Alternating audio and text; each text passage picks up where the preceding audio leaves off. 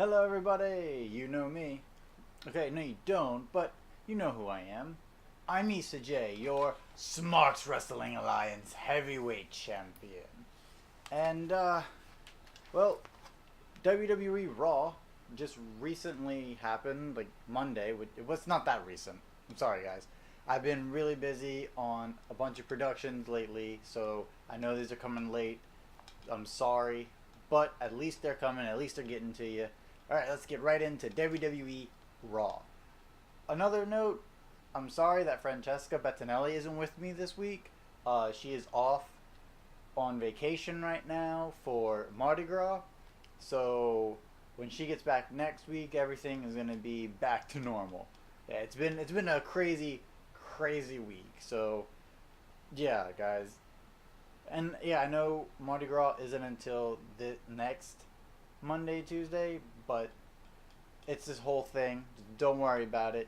She did a week before Mardi Gras vacation. It's still vacation. We accepted it, so let's move on with that and let's get straight to the review. All right, so I will be using my phone for all of the notes. So don't be too mad with me about that. It's a 3 hour show and a lot happens. Like even when I'm with Francesca, I'm using the phone to go through notes. Sorry, it'll be a lot cleaner one of these days. All right, so first we had two promo packages, one with Bray Wyatt and one with Roman Reigns before their match together. And last week I called this match was going to happen. I thought the finish was going to be completely different than what it was. However, yeah, WWE is getting a bit too predictable, unfortunately, and it's it, it, it's annoying. It really is. But the match though was fantastic. These guys have good chemistry together in the ring. Sister Abigail's getting kicked out of. Superman punches getting kicked out of. Like everything that you want in a high stakes match for the Elimination Chamber qualifier is here. And they even had chance of this is awesome for Roman Reigns and Bray Wyatt. Two wrestlers that don't ever get that in their matches. That's fantastic. So these guys put on a great, fantastic show. I'm so happy about it. It ends with a spear to Bray Wyatt, a clean 1-2-3. I thought the finish was gonna be Matt Hardy coming in and disrupting them, but no, a clean 1-2-3. However, Matt Hardy did come in after the match to hit a twist of fate on Bray Wyatt, so their feud is still going on, still strong. I really like this match. I believe yes, it was worth it. Definitely check this one out. Then we had Finn Balor and Carl Anderson versus The Revival. It was supposed to be one of The Revival versus Finn Balor, but The Revival were like, we are tag team specialists, so we are going to lose to you. Essentially, that's basically what happened, unfortunately. Like, The Revival is really, really good, and it's unfortunate what WWE is doing to them. This feud with Balor Club isn't really helping show the skills of The Revival at all. So I don't know what's going on there. In the moment, if you're a fan of Finn, if you're a fan of the Balor Club, you're gonna like this match because they do win after a coup de grace. But looking back, you could see just how frustrating it is, especially to those fans of the Revival. So, in hindsight, no, this one wasn't really worth it. Then we had Team PowerPoint, Drew Gulak and Tony Nese versus Cedric Alexander and Mustafa Ali. And it's the Cruiserweight spotlight. A good match, a good showing with all four men. It's just back to the whole let's place these guys in there again instead of just building up feuds. But there's a reason. The 205 Live general manager Drew Maverick, so many Drews in this company. Oh my gosh. Drew Maverick is on commentary with the other guys. And yeah, he's basically saying that on 205 Live there's a 16-man tournament. So I'm actually okay with them just throwing them in there right now. Just to see just how talented these men are. Yeah, it was worth it because it was a good match. The faces of Mustafa Ali and Cedric Alexander win after a lumbar check to Drew Gulak. Um, yeah, it was a decent match for what it was, and the 16-man tournament is going strong. Like the first episode last week was really really great. So yeah, check this one out. Next we had Kurt Angle comes out to reveal the participants of the Elimination Chamber. Now, a lot of people have reported on spoilers of who was going to be in the match, and it's not really much of a spoiler when two of your participants are injured and can't compete, Paige and Alicia Fox, and then that leaves Nia Jax and Mickie James to get those last two spots.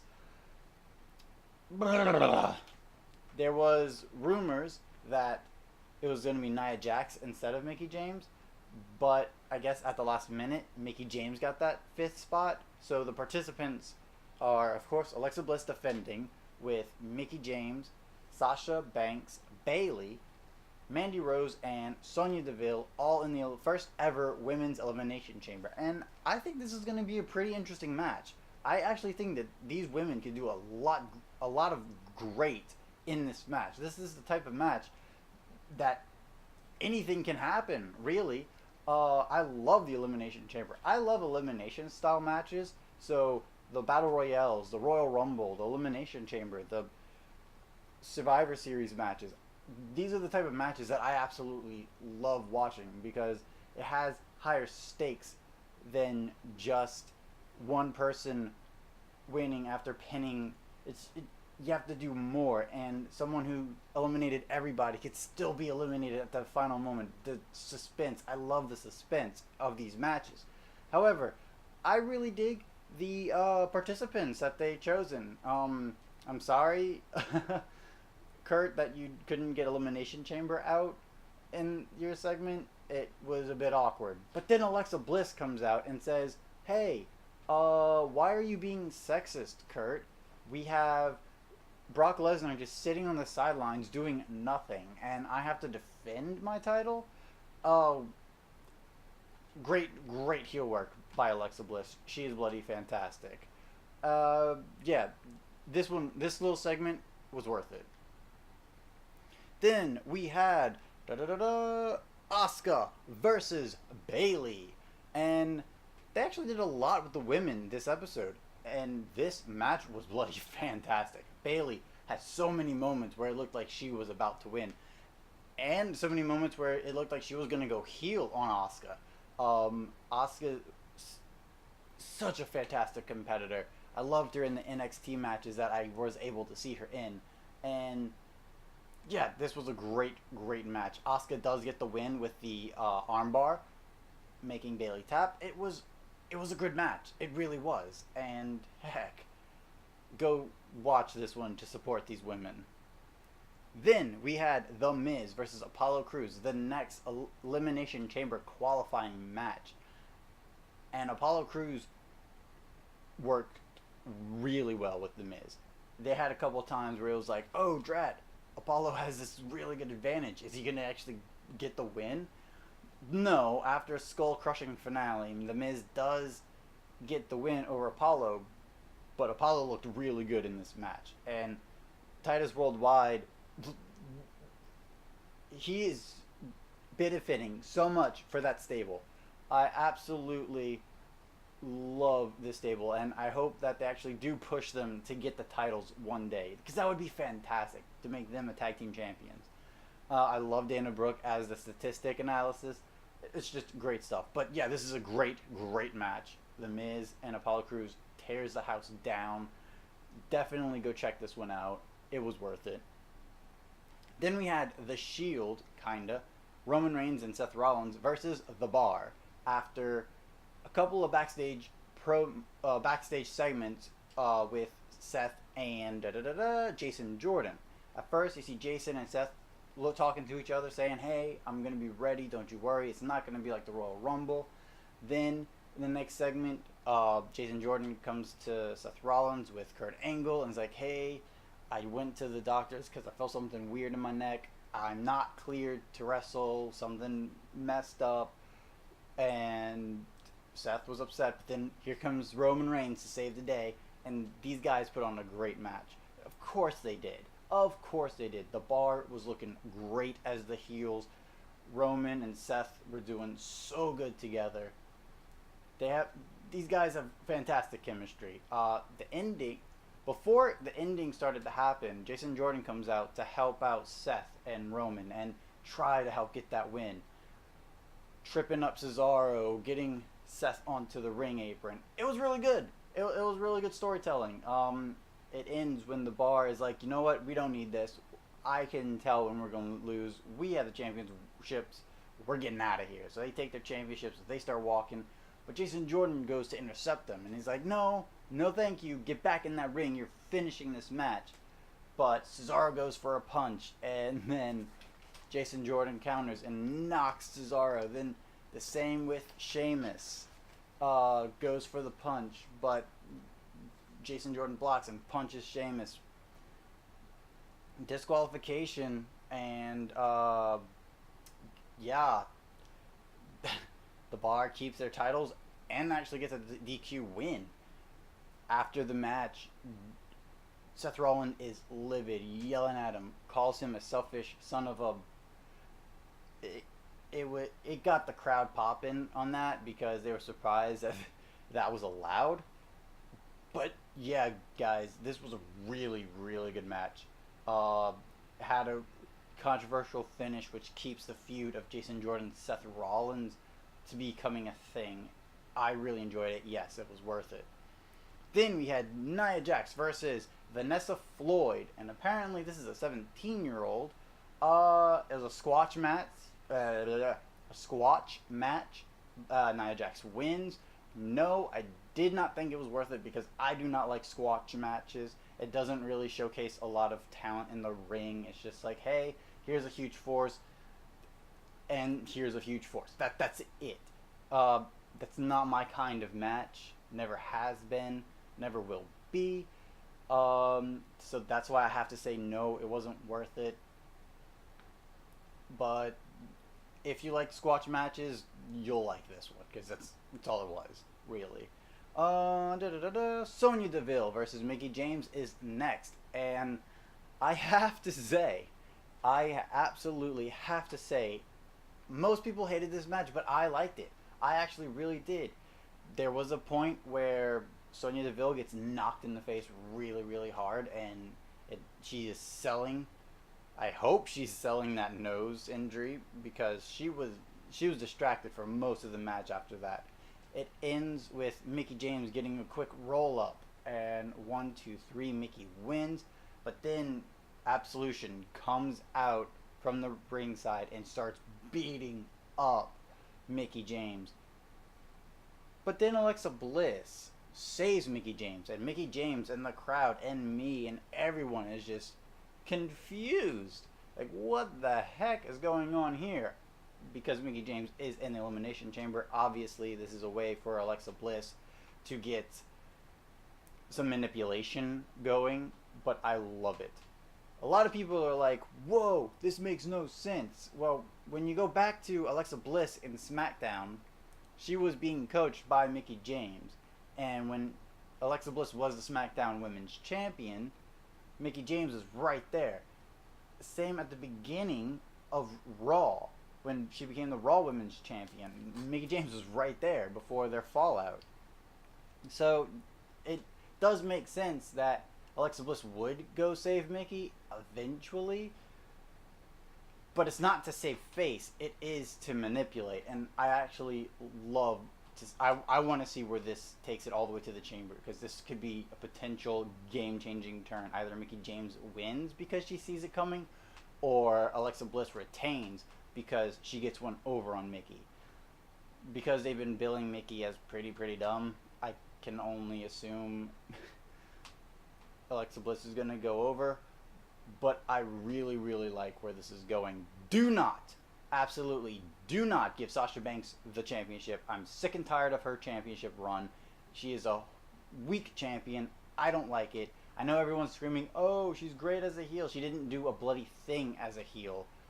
Don't do it. I don't want it. I just don't. Keep it on Alexa all the way to WrestleMania, because this woman deserves it.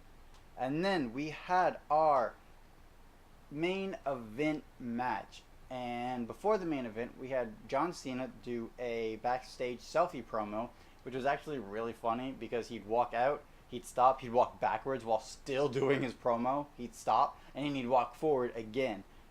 It was great. Braun Strowman did a selfie promo. It was great. Elias is in the middle of the ring, and he's doing his song, Walk with Elias, every day. Heck yeah, it was great. Oh, by the way, Sonya Deville versus Mickie James, yes, it was worth it. Back to the present.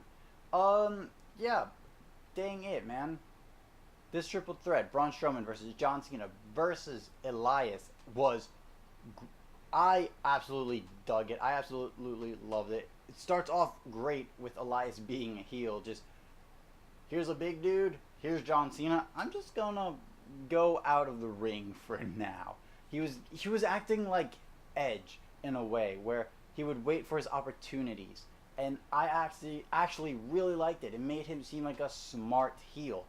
When John and Elias teamed up on Braun to get the upper hand, it made sense, because Elias is like, okay, let me use John Cena, and once I don't need him, he attacks him.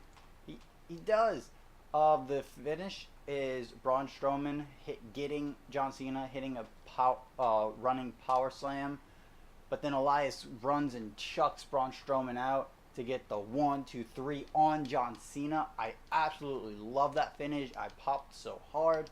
Braun Strowman then comes in and just starts wreaking havoc on the guys. And every time he's about to leave, the crowd cheers. And Braun plays to the crowd, and he picks up John Cena, slam. Picks up Elias, slam. He's like, yeah, one more time? One more time? Yeah, one more time. And he does it again, and he just seems so strong. Elias seems so smart and cunning. And John Cena is finally putting over new talent, which is great. This is what we want to see. I absolutely loved it. Yes, it was worth it. Overall, without the few iffy deals with the Revival, Nia Jax getting a squash match, and actually having one of the lamest promos ever. I didn't talk about it because it sucked. Yeah, it was good stuff. It was really good stuff. You can fast forward through that, but yes, overall, this week of WWE Raw was worth it. Who knew? Thank you guys so much for watching. Please like the video, share to all of your friends, subscribe to the channel to be a Smarky for life, and hit that notification bell so that way when we go live, and trust me, we will be going live real soon, hit that notification bell so that way you know. And guys, thank you so bloody much for being a part of this. Thank you so much for helping us reach our milestones. And until next time, it will be awesome.